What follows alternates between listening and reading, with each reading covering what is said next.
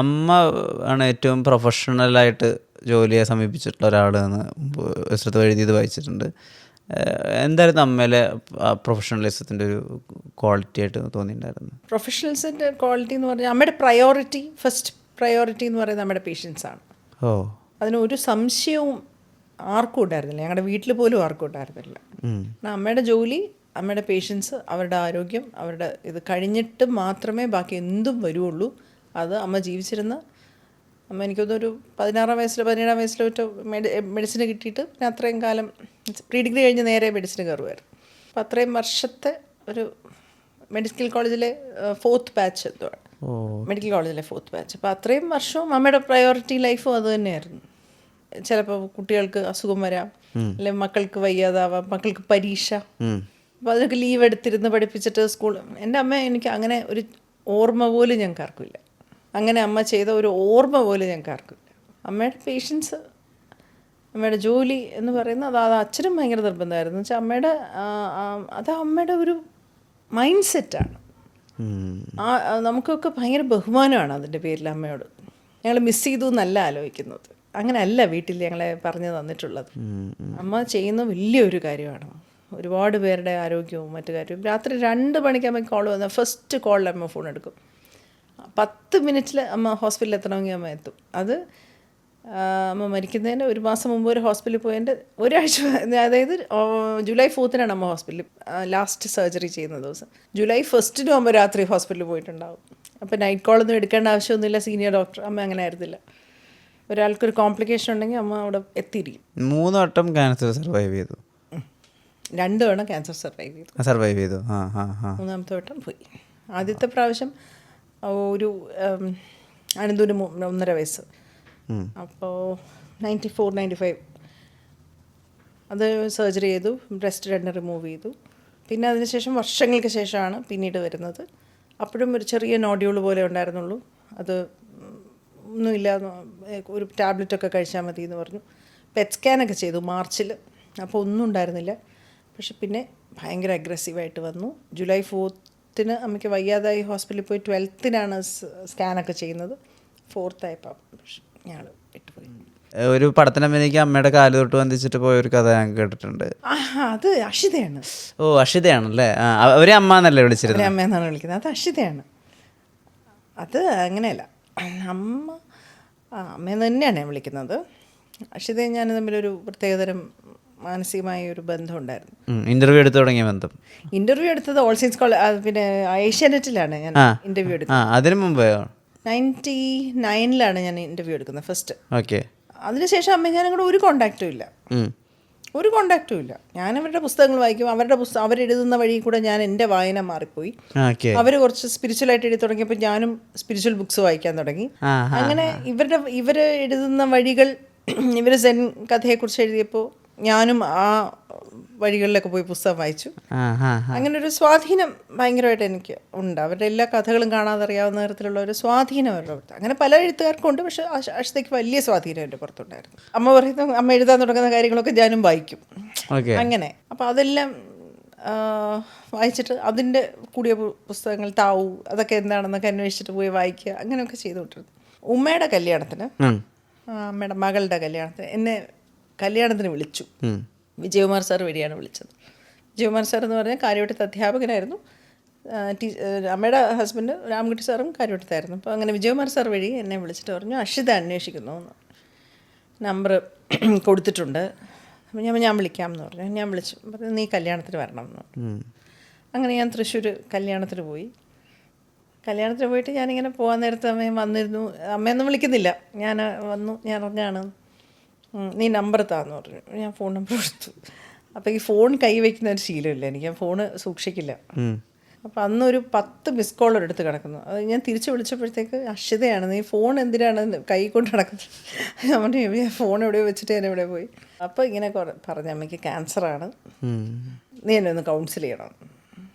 ഞാൻ കൗൺസിൽ ചെയ്യാനമ്മ നമുക്ക് സംസാരിക്കാം. അമ്മയൊന്നും വിളിക്കുന്നില്ല. അപ്പം ഞാൻ അക്ഷിതാമ്മ എന്നാണ് വിളിക്കുന്ന ആ സമയം. അല്ല, അക്ഷിതയൊന്നും അല്ല, ഞാനന്ന് എന്താ വിളിച്ചോണ്ടത്, മാഡം എന്നുകൊണ്ട് വിളിച്ചോണ്ടത്. അത് കഴിഞ്ഞാൽ അപ്പം നീ മാഡം വിളി ഭയങ്കര വൃത്തിയിലാണെന്ന് പറഞ്ഞപ്പോൾ ഞാൻ അക്ഷിതാമ്മ എന്ന് വിളിച്ചപ്പോഴത്തേക്ക് എന്തോന്ന് അക്ഷിതാമ്മ, എഴുതാമ്മ എന്നൊക്കെ കുറേ ഇങ്ങനെ പറഞ്ഞു.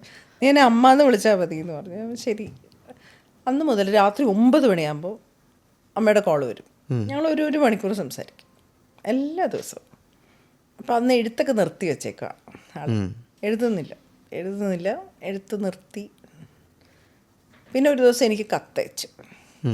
എനിക്ക് കത്തയക്കാൻ തുടങ്ങി. ഈ കാലഘട്ടം എപ്പോഴാണ്? 2012-13 ഒക്കെ ആയിരുന്നു. കാരണം ഞങ്ങളുടെ സമ്മർ ഫെസ്റ്റിവൽ നടക്കുമ്പോൾ അമ്മ വന്നിരുന്നു കാണാനായിട്ട്. അപ്പോൾ തൃശ്ശൂർ സ്കൂൾ ഓഫ് ഡ്രാമയിൽ സക്കാറാമേൻഡർ കണ്ടപ്പോൾ അമ്മ കാണാൻ വേണ്ടി വന്നിരുന്നു. അത് കഴിഞ്ഞ് ഇരകളോട് മാത്രമല്ല കളിക്കുമ്പോഴും അമ്മ തൃശ്ശൂർ കാണാൻ വന്നിരുന്നു, നാടകം കാണാൻ വന്നിരുന്നു. അപ്പോൾ അതിനുശേഷം മാധ്യമത്തിലെ ഇൻ്റർവ്യൂ ചെയ്യാൻ പറഞ്ഞു എൻ്റെ അടുത്ത്. അങ്ങനെ ഞാൻ പോയി ഇൻ്റർവ്യൂ ചെയ്തു. നല്ല ഇൻ്റർവ്യൂ ആയിരുന്നു. അത് മാതൃഭൂമിയിൽ അമ്മയുടെ ഫുൾ പുസ്തകത്തിനോടൊപ്പം പ്രസിദ്ധീകരിച്ചിട്ടുണ്ട് ആ വലിയ ഇൻ്റർവ്യൂ. അത് കഴിഞ്ഞ് അമ്മ വീണ്ടും എഴുതാൻ തുടങ്ങി. അങ്ങനെ എഴുതാൻ തുടങ്ങി. അപ്പം അമ്മ പറഞ്ഞിട്ടുണ്ട് ഇവൾക്കാണ് ഞാൻ ആദ്യം കത്തെഴുതിയെന്നൊക്കെ പറഞ്ഞിട്ട്. പിന്നീട് വീണ്ടും എഴുതാൻ തുടങ്ങി. അമ്മ അതിനുശേഷം 3 തവണ അമ്മ ക്യാൻസർ വന്നു. 3 തവണ സർവൈവ് ചെയ്തു. അത് വയറിൽ തന്നെയായിരുന്നു. അമ്മയ്ക്കും ക്യാൻസർ, എൻ്റെ അമ്മയ്ക്കും ആയിരുന്നു. അപ്പം അങ്ങനെ അമ്മ പക്ഷെ ഭയങ്കര അത് ഒരു വർഷം പോയി, അമൃതയിൽ പോയി ക്യാൻസർ എല്ലാ കീമോ കഴിഞ്ഞ് പരിശോധനയുടെ അന്ന് പോയി ടെസ്റ്റ് ചെയ്തപ്പോൾ വീണ്ടും വന്നു. പിന്നെ വീണ്ടും വന്നു. അതങ്ങനെ അടുപ്പിച്ചടുപ്പിച്ച് വന്നു അവർക്ക്. എൻ്റെ അമ്മയ്ക്ക് അങ്ങനെ ആയിരുന്നില്ല. അമ്മയ്ക്ക് 26 വർഷം കഴിഞ്ഞിട്ടാണ് പിന്നെയും ആ അതിഥി വീണ്ടും വന്നിട്ടുണ്ടെന്നാണ് അമ്മ ഞങ്ങളോട് പറഞ്ഞത്. പക്ഷെ അമ്മ ഒരു മുടി പോലും പൊഴിയോ ഒന്നും ചെയ്യത്തില്ല. വേറൊരാളായിരുന്നു. ഭയങ്കര എനർജിയുള്ള. ഇപ്പം അമ്മ ഈ മുറി ഇരിക്കുവാണെങ്കിൽ നമുക്ക് ഈ മുറി ചൂടായിരിക്കും. അങ്ങനെ ഹീറ്റ് വരും നമുക്ക്. ഭയങ്കര ഡിവൈൻ. ചാടി നിൽക്കാന്നൊക്കെ പറയുന്ന പോലെ. അങ്ങനെയല്ല, സൈലൻ്റ് അല്ലേ, സംസാരിക്കില്ലല്ലോ. ഒരു ഇങ്ങനത്തെ പ്രസൻസ് അല്ലേ, ഇങ്ങനെ മിണ്ടാതിരുന്ന് ഇങ്ങനെ നോക്കുള്ളൂ. ഇവിടെ മുഴുവൻ നമുക്ക് ഭയങ്കര ചൂട് ഫീൽ ചെയ്യും മുറിക്കകത്ത്. ഈ ചില സിസ്റ്റർമാർ മാത്രം ഇൻവിജിലേറ്റർ ആയിട്ട് വരുമ്പോൾ നമുക്കൊരു പേടി വരില്ലേ എക്സാം ഹാളിൽ, അതുപോലെ. അങ്ങനെയല്ല, എനിക്ക് അറിഞ്ഞൂടാ. വിഷ്ണു അത് അനുഭവിച്ചിട്ടില്ല. അതുകൊണ്ടാണ് വിഷ്ണു എന്തെങ്കിലും ഒരിക്കൽ അനുഭവിക്കുമ്പോൾ ഞാൻ എന്താണ് പറഞ്ഞതെന്ന് മനസ്സിലാവും. അതൊരു ഓറയുടെ ഒരു ഹീറ്റാണ്. അവർ വന്നിരിക്കുമ്പോൾ അതിന് മുറിക്ക് വേറൊരു പ്രസൻസ് വരും. യതിയുടെ ശിഷ്യയൊക്കെ ആയിരുന്നില്ലേ, ഭയങ്കര സ്വന്തമായിട്ട് സാധനയൊക്കെ ഉണ്ടായിരുന്ന സ്ത്രീ. അത് അനുഭവിച്ചിട്ടില്ലാത്തതുകൊണ്ടാണ് ഇത് എന്താണ് സംശയം എന്ന് വിഷ്ണു ചോദിക്കുന്നത്. അത് അനുഭവിച്ചാൽ തന്നെ മനസ്സിലാവുള്ളൂ. അത് വേറെ ഒരു സ്പിരിച്വൽ എനർജിയുടെ ഒരു സംഭവമാണ്. ഈ പ്രഭാവലയം എന്നൊക്കെ പറയുന്ന പോലെ ഓൾമോസ്റ്റ് അങ്ങനെയും പറയാം. പക്ഷെ അമ്മ അങ്ങനെ പ്രഭാവലയം ഉള്ളപ്പോൾ തന്നെ അമ്മ ഇപ്പുറത്തെ ഒരു കൊച്ചുകുട്ടിയും കൂടെയാണ്. ഭയങ്കര നമ്മളെ പെടുത്തിക്കളയും. ഫോണ് വിളിച്ചിട്ട് എടുത്തില്ലെങ്കിലൊക്കെ ഭയങ്കരമായിട്ട് നമ്മളെ ടെൻഷൻ അടുപ്പിച്ച് ഇല്ലാതാക്കി കളയും. അമ്മ പിണങ്ങും, വഴക്കിടും. നിനക്കെന്താ ഫോൺ എടുത്താലും നിനക്ക് ഫോൺ എടുക്കാൻ പറഞ്ഞാൽ. അതുപോലെ നമ്മൾ എവിടെയെങ്കിലും എത്തി, നമ്മൾ 2 മണിക്ക് എത്തും എന്ന് പറഞ്ഞാൽ 2 മണിക്ക് അവിടെ എത്തിയിട്ട് ഫോൺ വരണം. അല്ലാതെ നമ്മൾ 4 മണിക്ക് വിളിച്ചു കഴിഞ്ഞാൽ തീർന്നു നമ്മുടെ കാര്യം. അമ്മ ഒരു ബഷീർ ഗഡെടുത്ത് ജിഗ് ജിഗ് ജിഗ് എന്ന് പറഞ്ഞ് വെടിവെക്കും. അത് അങ്ങനെ ഒരു കൊച്ചുകുട്ടികളുടെ വാശി പിടുത്തങ്ങളൊക്കെ ഉണ്ടായിരുന്നു. ആ അമ്മ അവസാനം ഇങ്ങനെ പറഞ്ഞു എൻ്റെ അടുത്ത്, ഇനി ഞാൻ പോവാണ്, ഇനി എനിക്ക് നിൽക്കണ്ട, ഞാൻ പോവാണ്. എന്നിട്ട് മരിക്കാൻ നേരത്തെ എന്തൊക്കെ ചെയ്യണം എന്നൊക്കെ പറഞ്ഞിട്ട് ഹോസ്പിറ്റലിൽ പോയി. ഞാൻ ഹോസ്പിറ്റലിൽ പോവാണ്, 2 ദിവസത്തിന് എനിക്ക് ഓർമ്മ പോവും. നീ വന്ന് വിഷ്ണു സഹസ്രനാമവും ലളിതാ സഹസ്രനാമവും എനിക്ക് വായിച്ചു തരണം എന്ന് പറഞ്ഞു. അങ്ങനെ ഞാൻ പുറിഞ്ചു പറയത്തിൻ്റെ ഷൂട്ട് നടക്കുമ്പോൾ അന്ന് അവിടുത്തെ പ്രൊഡക്ഷൻ എക്സിക്യൂട്ടീവ് മരിച്ചുപോയി. അതുകൊണ്ട് ഷൂട്ടില്ലാത്തപ്പോൾ ഉച്ചയ്ക്ക് ശേഷം ഇങ്ങനെ റൂമിൽ വന്നപ്പോഴത്തേക്ക് ഉമ്മ വിളിച്ച് പറഞ്ഞു, അമ്മയ്ക്ക് വയ്യ, ചേച്ചി കാണണമെന്നുണ്ടായിരുന്നല്ലോ, തീരെ വയ്യ, ചേച്ചി വരികയാണെങ്കിൽ വന്നോളൂ എന്ന് പറഞ്ഞു. അപ്പോൾ തന്നെ ഞാൻ കൊടുങ്ങല്ലൂരാണ് ഷൂട്ട്. അവിടെ നിന്ന് ഒരു ബസ്സിൽ കയറി തൃശ്ശൂർ ഇറങ്ങി അമ്മയുടെ അടുത്ത് പോയി ഹോസ്പിറ്റലിൽ പോയിരുന്നു. 2 വിഷ്ണു സഹസ്രനാമവും ലളിതാ സഹസ്രനാമവും അമ്മയുടെ അടുത്തിരുന്ന് വായിച്ച് അമ്മയുടെ കാലിൽ തൊഴുത്. ശരിക്കും അമ്മയുടെ കാലെടുത്ത് എൻ്റെ തലയിൽ തിറക്കിൽ വെച്ച് ഓർമ്മയില്ലാതെ കിടക്കുക. തിരിച്ച് ഞാൻ 8:30 ആയപ്പോൾ റൂമിലെത്തി. 2 മണിയായപ്പോൾ ഉമ്മയുടെ മെസ്സേജ് വരുന്നത് അമ്മ പോയി. അപ്പോൾ ശ്രീവിഷ്ണു എന്ന് പറഞ്ഞാൽ എൻ്റെ ഒരു മോനാണ്. ചിന്നൻ അമ്മ ചില പുസ്തകങ്ങളിലൊക്കെ ചിന്നന് എന്ന് പറഞ്ഞ് അമ്മ എഴുതിയിട്ടുണ്ട്, ഡെഡിക്കേറ്റ് ചെയ്തത് ചിന്നന് എന്ന് പറഞ്ഞിട്ട്. ശ്രീവിഷ്ണു എന്നാണ് അവൻ്റെ ശരിക്കുള്ള പേര്. മറ്റേ അമ്മയുടെ ഒരു വളരെ പ്രിയപ്പെട്ട ഒരു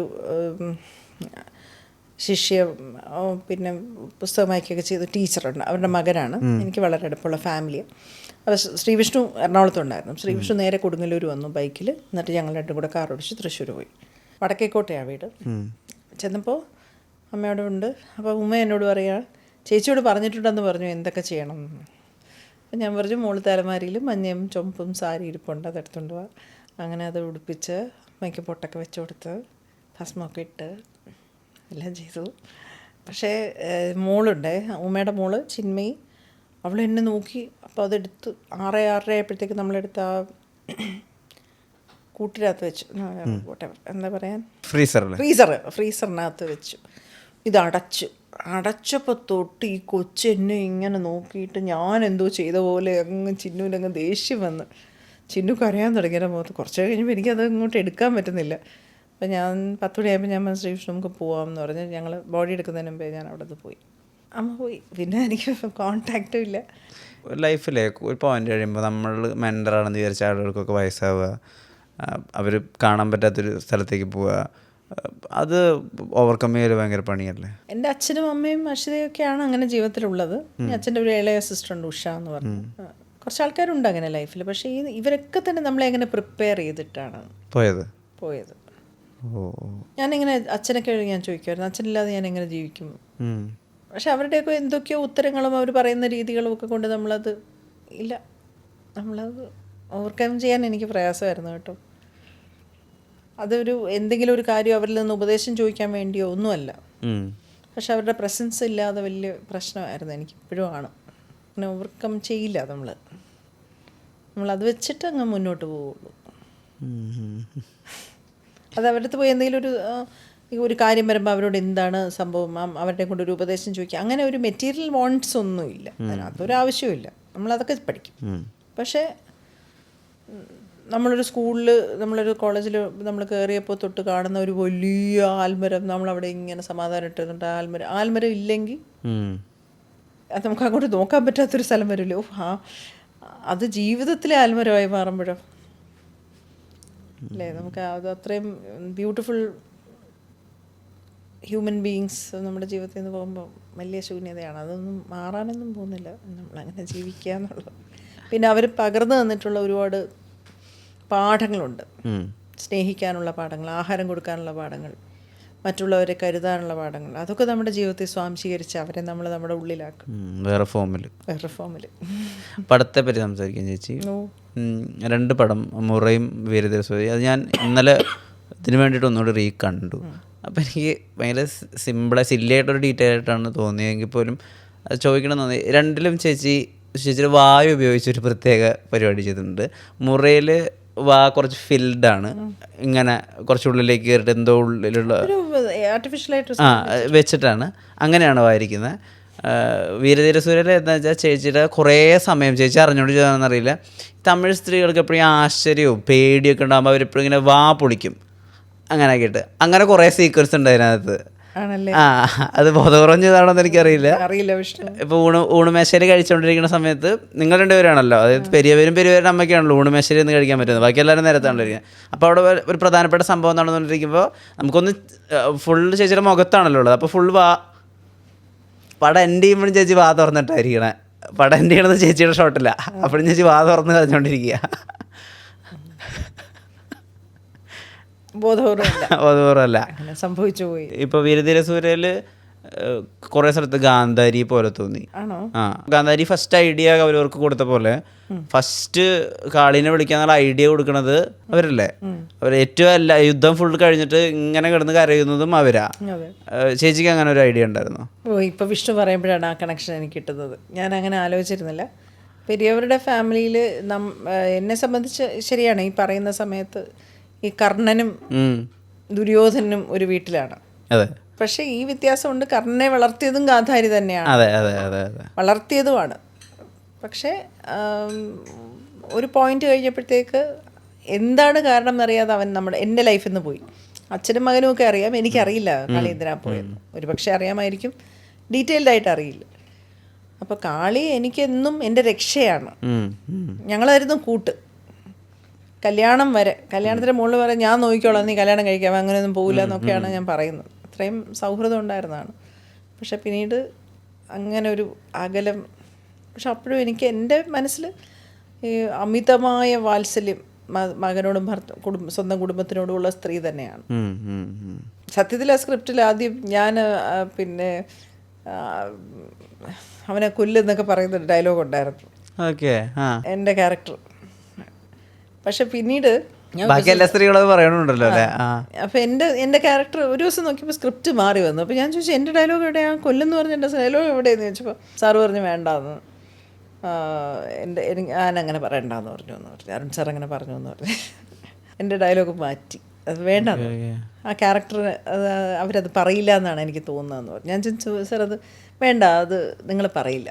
ഏറ്റവും മുഖം ഇങ്ങനെ വികൃതാക്കിയിട്ട് കുറേ കരച്ചിൽ, ഇത്രയധികം കരഞ്ഞിട്ടില്ലല്ലോ? ഇല്ല, കരഞ്ഞ് തൊണ്ടയ്ക്ക് ഒരു വഴിക്കല്ലേ, കരഞ്ഞ് കരഞ്ഞ് കരഞ്ഞ് അതും ഒരു എനർജി ലൂസാവാനേ പറ്റില്ല. അപ്പം സാറ് ഇങ്ങനെ വരും, എന്നാച്ച് എന്നാച്ച് ரொம்ப എനർജി എന്നാച്ച് എന്നാച്ച് ரொம்ப ലോ ആയിடுச்சு എന്നാച്ച്. അപ്പം ഇല്ല സാർ, അവർ തമിഴൊരു കൾച്ചർ അങ്ങനെയല്ലേ, ഇങ്ങനെ നെഞ്ചത്തടിച്ചടിച്ചടിച്ചടിച്ച് കരയും. അങ്ങനെ ഒരു ഫാമിലിയാണല്ലോ അവർ. ഇയാൾ ചോദിക്കുന്ന ഒരു ഡയലോഗ് ഉണ്ടല്ലോ, മാനമാവത് മൈര വച്ച് പുള്ള ഉയിസിരടി, പുള്ള ഉസിരടി എന്ന് പറയുന്ന അതാണ് നമ്മളുടെ ഒരു ഇമോഷൻ. ഇമോഷൻ. നമ്മളെ സംബന്ധിച്ച് കണ്ണൻ എന്ന് പറയുന്നത് നമ്മുടെ എല്ലാമാണ്. അവൻ്റെ ഒരു രാത്രിയാണ് നടക്കുന്നത്. അതുപോലെ ഒരുപാട് നാളത്തെ കരഞ്ഞു തീർക്കാനുള്ള ഒന്നും കിട്ടിയിട്ടില്ല. കൊച്ചു മരിച്ചെന്നറിയുന്നതും രാവിലെ ആവുന്ന സമയത്തിനകത്ത് സിനിമ തീരുവാണ്. അപ്പം അത്രയും കാര്യം. വിക്രമിനോടുള്ള ചില നോട്ടങ്ങളൊക്കെ ഉണ്ടല്ലോ, കല്യാണ വീട്ടിനകത്ത് വെച്ചിട്ട്. അത് കഴിഞ്ഞിട്ട് ഏറ്റവും അവസാനമുള്ള നോട്ടവും, അതായത് നീ ഇങ്ങനെ ചെയ്തല്ലോ. അപ്പോൾ അയാൾ പറയുന്നുണ്ട് എനിക്ക് വേറെ വഴിയില്ല, എൻ്റെ കുടുംബത്തെ എനിക്ക് നോക്കണ്ടേ എന്നുള്ളത്. കുടുംബമാണ് ആകെ, എനിക്ക് തോന്നുന്നു വിക്രം അവരോട് മാത്രമാണ് ഒരു പ്രോപ്പർ മാപ്പ് പറയുന്നതും. നോട്ടം ഇങ്ങനെ വേണം, ഇങ്ങനെ നോക്കണം, ഒന്നുമില്ല, ഒന്നും പറഞ്ഞിട്ടില്ല. ഞാൻ എന്നെ സംബന്ധിച്ച് അവനോട് കിടക്കുമ്പോൾ ഞാൻ ചെന്ന് ചോദിക്കുന്നുണ്ട്, പറയ്, ഒരു അടിക്കുമ്പോൾ പറയാം, നീ പറഞ്ഞ് എവിടെയാന്ന് പറ, കണ്ണൻ എവിടെ ബോഡി എവിടെയാന്ന് പറ, നീ പറഞ്ഞു തൊലയ്ക്കെന്ന് പറയുന്ന ഒരു സാധനമുണ്ട് അവിടെ അടിച്ചോണ്ടിരിക്കുമ്പോഴേ. കാരണം അവനെ നോക്കുന്നതും എനിക്ക് പ്രശ്നമാണ്, അവനെ അടിക്കുന്നതും എനിക്ക് പ്രശ്നം. അതാണ് ഞാൻ പറയുന്നത്, എന്നമോ സൊല്ലുറാങ്ക, നിർത്ത്, അവനെ അടിക്കല്ലേ എന്നാണ്. നമ്മൾ വളർത്തിയ കുട്ടിയും കൂടെയാണല്ലോ. ചെറിയ പ്രായത്തിൽ ഒരു കിഴിഞ്ഞ നിക്കറും ഇട്ട് വന്നപ്പോൾ മുതൽ ഞാൻ വളർത്തിയതാണ് കണ്ണനെയും കാളിയെ. അപ്പോൾ അവൻ എന്തോ പറയുന്നുണ്ട് എന്നാണ് ഞാൻ. അവനെ അടിക്കുന്നതും എനിക്ക് കാണാൻ വിഷമമാണ്. ഈ കരച്ചില്ലാത്ത അതുകൊണ്ട് ഒരാൾ പോയി, വേറൊരാളെ അവർ കൊല്ലുവാണ്. ഒരു ടൈറ്റ് സാധനമായിരുന്നു അത്. എങ്ങനെ വർക്കായെന്ന് അറിയാം. കോൺവെർസേഷൻസ് ചെയ്യാൻ വിക്രം എന്തിനെ പറ്റിയായിരുന്നു? നീ എൻ സർഗ സംഗീതമേ, ഫുൾ പാട്ട്, മലയാളം പാട്ടുകളുടെ എല്ലാ പാട്ടും വരിയും എല്ലാം അറിയാവുന്നതാണ്. ഒരുപാട് സംസാരിക്കും. സിനിമ സെറ്റിൽ ഫൈറ്റിലെ പയ്യന്മാരൊക്കെ അവിടെ കിടക്കുമല്ലോ, ഫൈറ്റേഴ്സൊക്കെ. നമ്മൾ ആരെങ്കിലും ഒരാളെ കുറിച്ച് പറഞ്ഞു കഴിഞ്ഞാൽ അവരുടെ ഹിസ്റ്ററി മുഴുവൻ പറയും. ഇയാളുടെ അച്ഛൻ ഇന്നാരായിരുന്നു, ഇവിടെ നിന്ന് ഇയാൾ ആദ്യമായിട്ട് ഇന്ന സിനിമയിലാണ് ഫൈറ്റ് ചെയ്യാൻ വന്നത്, അവിടെ വെച്ച് ഇയാൾക്ക് ഇന്ന ആക്സിഡൻറ്റ് പറ്റി, അത് കഴിഞ്ഞതായി ഇവരുടെ ഇവരുണ്ട്, അവരും ഫൈറ്റേഴ്സ് തന്നെയാണ്. പിന്നെ അപ്പുറത്തെ പയ്യൻ അയാൾ ഇന്ന ഫൈറ്ററാണ്. സകലരെ അറിയാം. എന്തെങ്കിലും നമ്മൾ ചോദിച്ചാലേ എന്ത് കാര്യത്തിനെക്കുറിച്ചും ഭയങ്കര ഇൻഡെപ്തായിട്ട് നോളജുള്ള ഒരു ആളാണ്. ഇപ്പം ഞാൻ പറയും, പൃഥ്വിരാജ് സാറിൻ്റെ കൂടെ അഭിനയിച്ചാലേ, നടൻ പൃഥ്വിരാജിൻ്റെ കൂടെ അഭിനയിച്ച സിനിമ അഭിനയിച്ചുകൊണ്ടിരിക്കും, ക്യാമറ ആംഗിൾ ലൈറ്റ് എല്ലാം പുള്ളി 360 ഡിഗ്രിയിൽ ഇങ്ങനെ കറങ്ങിക്കൊണ്ടിരിക്കും. ചെയ്യാൻ സാർ അതിൻ്റെ ഒരു അപ്ഗ്രേഡഡ് വേർഷനാണ്. പുള്ളി ഇതേപോലെ മുഴുവൻ 360 ഡിഗ്രിന്ന് പുള്ളിയെ വിളിക്കാം. കാരണം എല്ലാ കാര്യവും ആ ഷോട്ട് എടുക്കുമ്പോൾ പുള്ളിക്കറിയാം. പുറകിൽ നിന്ന് ഒരു സപ്പോർട്ടിങ് ആക്ടറോ ഒരു ജൂനിയർ ആർട്ടിസ്റ്റോ തെറ്റിച്ചാൽ സാറ് പെട്ടെന്ന് ഇതാവും. എന്നാച്ച് അവിടെ അങ്ങേ എന്നാ അങ്ങനെ ആക്കും. ഇതെന്തോ തരം സാറ്റലൈറ്റ് ഘടിപ്പിച്ച ജന്മങ്ങളാണെന്ന് നമുക്ക് തോന്നും. രാജു അങ്ങനെയാണ്. ലൈറ്റ് ഓഫായ പുള്ളി കട്ട് ചെയ്തിട്ട് പറയാം ലൈറ്റ് ഓഫായി, അത് പോയി ഇത് പോയി, അങ്ങനെ എല്ലാം അറിയാമായിരിക്കും. നമ്മളൊക്കെയാണ് ഒന്നും അറിയില്ല, ഞാനൊന്നും അറിയില്ല. ആ ക്യാരക്ടർ ആ ഷോട്ട് കട്ട് ചെയ്ത് കഴിഞ്ഞ് എന്തെങ്കിലും കുഴപ്പമായി എന്ത് പറ്റിയെന്ന് ചോദിക്കാം എന്നല്ലാതെ വേറെ ഒരു കോൺസെൻട്രേഷനും എനിക്കൊന്നും പോകില്ല. പക്ഷെ ഇവർ രണ്ടുപേരും ഞാൻ അങ്ങനെ അത്ഭുതത്തോടെ കാണുന്ന രണ്ട് മനുഷ്യർ. സകല കാര്യത്തെക്കുറിച്ചും അറിയാമായിരിക്കും. പിന്നെ മലയാളം പാട്ടുകൾ, പഴയ പാട്ടുകൾ നന്നായി പാടുകയും ചെയ്യും, നന്നായിട്ട് അതിനെക്കുറിച്ചൊക്കെ സംസാരിക്കും. പഴയകാല പാട്ടുകളെക്കുറിച്ചൊക്കെ പ്രൊമോഷൻ വന്നപ്പോഴൊക്കെ അദ്ദേഹം പാട്ടാണ് കൂടുതൽ സംസാരിക്കും. പിന്നെ അവിടെ എല്ലാവരെയും ചേർത്ത് പിടിക്കും. ഭക്ഷണം ഉണ്ടാക്കുന്നത്, പിന്നെ ഫ്ലോപ്പുകളെക്കുറിച്ച് സംസാരിക്കും, ജീവിതത്തിൽ സംഭവിച്ച തോൽവികളെക്കുറിച്ച് പറയും, ഞാൻ എങ്ങനെ അതിൽ നിന്ന് കരകയറിയെന്ന് പറയും. ചില സിനിമകളിൽ പോയിട്ട് അബദ്ധം പറ്റിയതിനെക്കുറിച്ച് പറയും. എന്ന് വെച്ചാൽ നമ്മളത് ഇങ്ങനെയൊക്കെയാണ് വിചാരിച്ചത്, പക്ഷെ ഇന്ന വർക്കായില്ല, അത് ഞാൻ ഒരുപാട് കഷ്ടപ്പെട്ടു, അത് ചെയ്തു, പക്ഷെ നടന്നില്ല. അങ്ങനെയൊക്കെ അതിനകത്ത് മറയൊന്നുമില്ല. ഭയങ്കര നന്നായിട്ട് വിഷ്ണു ഒരു ദിവസം ഇൻ്റർവ്യൂ ചെയ്തൊക്കെ വലിയ നമുക്ക് ഒരു കലവറ കിട്ടുന്നവർ, കാരണം കള്ളമേ പറയില്ല. എന്ത് ചോദിച്ചാലും ഓണസ്റ്റായിട്ട് സംസാരിക്കുന്നവർ, ഭയങ്കര രസമുള്ളൊരു വ്യക്തിത്വമാണ്, അതിശയിച്ചു പോകും. എനിക്ക് ഏറ്റവും ഇഷ്ടമായ കാര്യം എന്താണെന്ന് അറിയുമ്പോൾ അപ്പം അതിനകത്ത് ഒരു സീക്വൻസ് ഉണ്ട്. ഈ പെരിയവർ വന്നിട്ട് എന്നെ സഹായിക്കണം എന്ന് പറഞ്ഞ സമയത്ത് ഈ ലവ് ട്രയാങ്കിളൊക്കെ പോലെ ഒരു ക്രിമിനൽ ട്രയാങ്കിൾ ആണല്ലോ അത്. ചെയ്യാൻ നിൽക്കുന്നു, ഇപ്പുറത്തെ പെരിയവർ നിൽക്കുന്നു, അപ്പുറത്തെ ഭാര്യ നിൽക്കുന്നു. അപ്പം ഭാര്യയുടെ അടുത്ത് എനിക്ക് വേറെ വഴിയില്ല എന്ന് കണ്ണുകൊണ്ട് കമ്മ്യൂണിക്കേറ്റ് ചെയ്യുന്നൊരു വിധമുണ്ട് ടെറസിൻ്റെ മുകളിൽ. ആ ചായ വെച്ചിട്ട് പോകുന്ന സമയത്ത് എത്രയോ കാലമായിട്ട് അങ്ങനെ ഒരു ചെയ്യാൻ സട്ടിലായിട്ട് കാട്ടിലേക്ക് ഇങ്ങനെ കിടക്കുമ്പോൾ ഒരു തുള്ളി മാത്രം ഇങ്ങനെ വരുന്ന ചെയ്യാൻ കണ്ടിട്ട് കുറേ കാലമായി. അത് ഭയങ്കര അത് കിട്ടി. അത് അരുൺ സാറുമായിട്ടുള്ള ഒരു ബന്ധമാണ് അവർ തമ്മിൽ. രണ്ടും ഒരു സോളിൻ്റെ രണ്ട് വശം പോലെ നമുക്ക് തോന്നും. കാരണം എന്താണോ സാറ് മനസ്സിൽ ഉദ്ദേശിക്കുന്നത് ചെയ്യാൻ സാർ പറഞ്ഞുകൊണ്ട് വരും. അങ്ങനെ ഉണ്ട്. തുഷാരയുടെ ഒരു സീക്വൻസിൽ സാർ ഇങ്ങനെ എനിക്ക് കാണാം, അരുൺ സാർ ഇങ്ങനെ തുഷാരയുടെ അടുത്ത് ഇങ്ങനെ പറഞ്ഞിട്ടുണ്ട്, നമുക്ക് ഒരു ചെറിയ ഒരു ലവ് ബൈറ്റ് ഇവിടെ ഇട്ടാലോ നന്നായിരിക്കും എന്നൊക്കെ പറഞ്ഞിട്ട് ഇവർ രണ്ടുപേരും കൂടെ സംസാരിക്കുന്നു. ചെയ്യാൻ സാർ ഓപ്പോസിറ്റാണ്. ചെയ്യാൻ സാർ അവിടെ നിന്ന് അരുൺ എന്ന് പറഞ്ഞ് വരുന്നു, നടന്നിട്ട് വന്നിട്ട് നമുക്ക് ഒരു ലവ് ബൈറ്റ് പോളാം. അപ്പോൾ കറക്റ്റ് ഞാൻ ഇപ്പം അതോട് പറഞ്ഞുകൊണ്ടിരുന്നത്. അങ്ങനെ ഒരു ഇവർ തമ്മിലൊരു സിംഗ് അല്ലേ അവർ തമ്മിൽ. എനിക്കത് ചിത്ത എന്നാണ് സാർ വിളിക്കുന്നത്, അരുൺ സാർ ചിത്ത എന്ന് വിളിക്കും. ഭയങ്കര ഇഷ്ടമാണ് രണ്ടുപേരും അങ്ങോട്ടും ഇങ്ങോട്ടും, വലിയ ഒരു സ്നേഹവും ബഹുമാനമാണ്. അങ്ങനെ ഒരു സെറ്റ് വർക്ക് ചെയ്യാൻ പറ്റിയ വലിയ ഭാഗ്യമായി പോയി വിഷ്ണു. ഭയങ്കര നല്ലതായിരുന്നു, ഒരുപാട് നല്ല മനുഷ്യരുടെ കൂടെ വർക്ക് ചെയ്യാൻ പറ്റി. എത്ര ലോക്കലാവണം അത്ര ഇന്റർനാഷണൽ ആവണം എന്നുള്ളതിൻ്റെ ഒരു തെളിവല്ലേ പടം. അതെ അതെ. എന്താ ഡ്രാമ ശരിക്കും. നമ്മുടെ ഈ പുറത്തൊക്കെ പടങ്ങൾ ഇപ്പോൾ മാർട്ടിൻ സ്കോർസെസിയുടെ പടം പോലെ ഭയങ്കര ഡ്രാമ ഉണ്ട് അതിനകത്ത്. പക്ഷെ എല്ലാവരും മുണ്ടും ഷർട്ടൊക്കെ ഇട്ട് സാധാരണ നാടൻ തോക്കും ആണ് പരിപാടി. ഒന്നും അതിനകത്ത് കാണിക്കുന്നില്ല. പക്ഷെ നമ്മൾ ബ്രിമ്മിലിരിക്കും സിനിമ കഴിയുന്നവർ അല്ലേ. അത് പിന്നെ ആ പോലീസ് സ്റ്റേഷനിൽ ഒറ്റ സീക്വൻസ് പോരെ മാസിന് മൊത്തവും കൂടെ. മുറ എന്താ പഠിപ്പിച്ചേ മുറയുടെ റിലീസിന് ശേഷം? മുസ്തഫയുടെ കൂടെ ഇനി അഭിനയിക്കണമെന്ന് പഠിപ്പിച്ചു. മുസ്തഫയുടെ കൂടെയും പാച്ചിക്കയുടെ കൂടെയും ആ ഗ്രൂപ്പിൻ്റെ കൂടെ അസിസ്റ്റന്റ് ഡയറക്ടേഴ്സ് അല്ലെ നിരഞ്ജ്, പിന്നെ സന്ദീപ്, ആ ഫുൾ ഗ്യാങ് ഉണ്ടല്ലോ, എല്ലാവരുടെയും കൂടെ ഇനിയും വർക്ക് ചെയ്യണം എന്ന്. വിലപേശന ഒരു സീൻ ഉണ്ടല്ലോ, ഐ മീൻ കമ്മീഷൻ എത്ര കൊടുക്കണം 10, 20, 20, 25. അത് ആ സമയത്ത് ചേച്ചിയുടെ ബോഡി ലാംഗ്വേജ് ഉണ്ട്. ഇപ്പോൾ ഓരോ സമയം നിൽക്കുക, ഓരോ സമയം ഇവർ നമ്മൾ വിചാരിച്ച പോലെയല്ല, നമ്മൾ വിചാരിച്ച പോലെയല്ല എന്നുള്ളൊരു ഭാവം ഇങ്ങനെ മുഖത്ത് ഇങ്ങനെ കയറി വരും. അവരുടെ ജീവനാണോ വിലപേശണേന്ന് ഒരു പോയിന്റ് കഴിയുമ്പോൾ നമുക്ക് തോന്നും. ഒരു രമേശ് ചേച്ചി അവരുടെ ജീവനാണോ വിലപേശണേന്ന് മുറ കാണുമ്പോൾ തോന്നും. വിലപേശൽ സീൻ അതെങ്ങനെ വർക്കൗട്ട് എന്താ ഒരു ഓർമ്മയുണ്ടോ അതിനെപ്പറ്റി ഇപ്പോൾ പറയാൻ? പിന്നെ അത് സിനിമ തുടങ്ങിയതിന് മുമ്പ് ഒരു ഫുൾ സ്ക്രിപ്റ്റ് റീഡിങ് സെഷൻ ഉണ്ടായിരുന്നു ഞാനും മുസ്തും കൂടെ. ആ മുസ്തു പറഞ്ഞു തന്നപ്പോൾ ആ രമ എങ്ങനെയാണോ പറഞ്ഞത് അതെനിക്ക് കൺസീവ് ചെയ്ത് അത് തന്നെയാണ് റിപ്രൊഡ്യൂസ് ചെയ്തിട്ടുള്ളത്. അല്ലാതൊരു കോൺവെർസേഷൻ ഈ ക്യാരക്ടറിനെ കുറിച്ച് ഞങ്ങൾ തമ്മിൽ ഉണ്ടായിട്ടില്ല. ആ കഥ പറഞ്ഞു തന്നപ്പോൾ മുസ്തഫയ്ക്ക് അത്ര ക്ലാരിറ്റി ഉണ്ടായിരുന്നു ക്യാരക്ടറിനെ കുറിച്ച്. അവരെന്താണോ അന്ന് പറഞ്ഞു തന്നത് അത് ഇങ്ങനെ ബ്ലോട്ടിംഗ് പേപ്പർ പോലെ എനിക്ക് കിട്ടി, അത് ഞാൻ തിരിച്ചു കൊടുക്കുകയാണ് ചെയ്തത്. അപ്പം രമയെക്കുറിച്ച് അതിനുശേഷം സ്ക്രിപ്റ്റ് നേരത്തെ തന്നിരുന്നു, നമ്മളതിനെക്കുറിച്ച് വായിച്ച് അതിനകത്ത് ഒരുപാട് ഡയലോഗ്സ് എൻ്റേതാക്കി. എന്ന് വെച്ചാൽ എഴുതിയിരുന്നത് മാറ്റിയിട്ട് ഞാൻ കണ്ണമ്മയെ വിളിച്ചിട്ട് ഇപ്പോൾ അവന്മാർ പിന്നെ ജാതയും തേങ്ങയെന്ന് പറഞ്ഞ് ഇറങ്ങുകയാണ്, അങ്ങനെ ആക്കിക്കോട്ടെ എന്നൊക്കെ ഞാനാണ് ചോദിച്ചത്. അങ്ങനെ ആയിരുന്നില്ല എഴുതിയിരുന്നത്. അങ്ങനെ ആയിരിക്കും ഒരു പക്ഷേ അവർ പറയുക, ജാതയും തേങ്ങയെന്ന് പറഞ്ഞ് ഇറങ്ങിയിരിക്കുകയാണ്, യവനെ ഇന്ന് ഞാൻ കൊല്ലും, ഇതൊക്കെ ഇവനെ ഇന്ന് ഞാൻ കൊല്ലും, അതൊക്കെ അങ്ങനെ ഇല്ലായിരുന്നു. അത് നമ്മളതിൻ്റെ കയ്യിൽ നിന്നിട്ട് ആ ക്യാരക്ടർ നമ്മുടെ ഉള്ളിലോട്ട് കയറിയപ്പോഴേ നമുക്ക് ആ സ്ത്രീ ഇങ്ങനെ പറയും എന്ന് തോന്നുമായിരുന്നു. അപ്പോൾ അതേപോലെ ആ നമ്മളെ ഏറ്റവും കൂടുതൽ എന്താണ് ആ ഗോഡൗൺ സീക്വൻസ് എന്നുള്ളായിരുന്നു ആ സീനിനെ കുറിച്ചുള്ള, എന്നാണ് അത് എടുക്കാൻ പോകുന്നത് എന്നുള്ളായിരുന്നു നമ്മുടെ കൊതിയോടെ കാത്തിരുന്ന ഒരു സീക്വൻസ് ആയിരുന്നു. അതും കുത്തുന്ന സീക്വൻസും, ഇത് രണ്ടുപേരും നമ്മൾ കാത്തിരുന്ന സീക്വൻസ്. കുത്തുന്ന സീക്വൻസിൽ എന്താ എത്ര കാത്തിരിക്കാൻ? അല്ല, എനിക്ക് ചെറിയ പേടിയുണ്ടായിരുന്നു. ഇതുവരെ ആരും കൊന്നിട്ടില്ല, ശരിയാ. അല്ല, എന്നെ കൊല്ലുന്നതിൻ്റെ അല്ല, ആ തള്ളലൊക്കെ കൺവിൻസിങ് ആയിട്ട് വരുമോ, കോമഡി ആയി പോകാനുള്ള ഭയങ്കര തിരിച്ചു എന്തൊക്കെ ചെയ്യണ്ടല്ലോ. ഇഞ്ച് മാറിയാ നമ്മളിങ്ങനെ എന്ന് പറഞ്ഞ് തള്ളി. അതിൻ്റെ ഒന്നാമത് ഇവിടെ എല്ലാ ഗുണ്ടകളായിട്ട് വന്ന സ്ത്രീകളും ഏറെക്കേറിയ പാരമ്പര്യമുള്ളുണ്ട്.